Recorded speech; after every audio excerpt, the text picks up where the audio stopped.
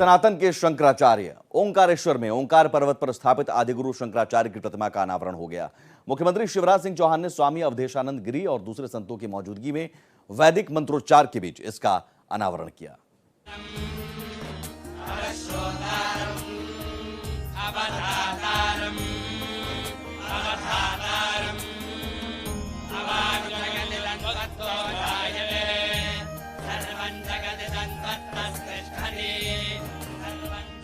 ओंकारेश्वर में ओंकार पर्वत पर स्थापित आदिगुरु शंकराचार्य की प्रतिमा का अनावरण गुरुवार को हो गया। मुख्यमंत्री शिवराज सिंह चौहान ने स्वामी अवधेशानंद गिरी और दूसरे संतों की मौजूदगी में वैदिक मंत्रोच्चार के बीच इसका अनावरण किया।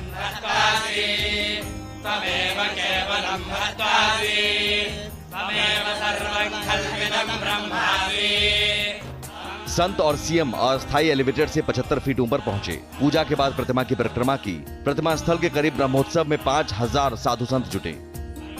श्रृंगेरी शारदा पीठ से आदिगुरु शंकराचार्य के लिए 112 फीट की माला लाई गई थी। माला 10,000 रुद्राक्ष से बनी है। सभी 5 मुखी रुद्राक्ष हैं। यहाँ अद्वैत लोक यानी शंकर संग्रहालय और आचार्य शंकर अंतर्राष्ट्रीय अद्वैत वेदांत संस्थान की स्थापना भी की जा रही है। अद्वैत लोक के लिए भी भूमि पूजन हुआ और सीएम ने इसकी आधारशिला रखी। इसके बाद आरती की गई। अद्वैत लोक 2026 तक बनकर तैयार होगा। ओंकार पर्वत के 11.5 हेक्टेयर जमीन पर अद्वैत लोक आकार ले रहा है। इसी के मध्य में आदिगुरु शंकराचार्य की प्रतिमा स्थापित की गई है। वो आप में भी है, मुझ में भी है, सब में है। और यही अद्वैत है, कोई द्वैत द्वैत का भाव नहीं रहता। और यही अद्वैत, युद्ध नहीं शांति, संघर्ष नहीं समन्वय, घृणा नहीं प्रेम, इसका पथ प्रदर्शित करेगा, दिखाएगा। और आने वाले वर्षों में भौतिकता की अग्नि में दग्ध विश्व मानवता को शाश्वत शांति के पथ का दिग्दर्शन कराएगा। 108 फीट ऊंची ये प्रतिमा एकात्मकता का प्रतीक है। इसे स्टैच्यू ऑफ वननेस का नाम दिया गया है। आदि शंकराचार्य की प्रतिमा 12 साल के आचार्य शंकर की झलक है। इसी उम्र में वे ओंकारेश्वर से वेदांत के प्रचार के लिए निकले थे। प्रतिमा 100 टन वजनी है और 75 फीट ऊंचे प्लेटफॉर्म पर स्थापित है। 88% कॉपर, 4% जिंक और 8% टीन को मिलाकर बनाई गई है। इसके 290 पैनल निर्माण कंपनी L&T ने JTQ चाइना से तैयार कराए हैं। सभी 290 हिस्सों को ओंकारेश्वर में लाकर जोड़ा गया है। 9 फरवरी 2017 को आदि शंकराचार्य की प्रतिमा निर्माण की शुरुआत हुई और 6 साल बाद 21 सितंबर 2023 को प्रतिमा का आज अनावरण किया गया। 6 साल बाद इस प्रतिमा की सबसे बड़ी खासियत यह है कि 108 फीट ऊंची है प्रतिमा और एकात्मकता का यह प्रतीक है। इसे स्टैच्यू ऑफ वननेस का भी नाम दिया गया है। आदि शंकराचार्य की प्रतिमा 12 साल के आचार्य शंकर की झलक है और इसी उम्र में यह कहा जाता है कि जो 12 साल की उम्र में ही वो ओंकारेश्वर में पहुंचे थे और वेदांत के लिए प्रचार के लिए निकले थे ओंकारेश्वर से।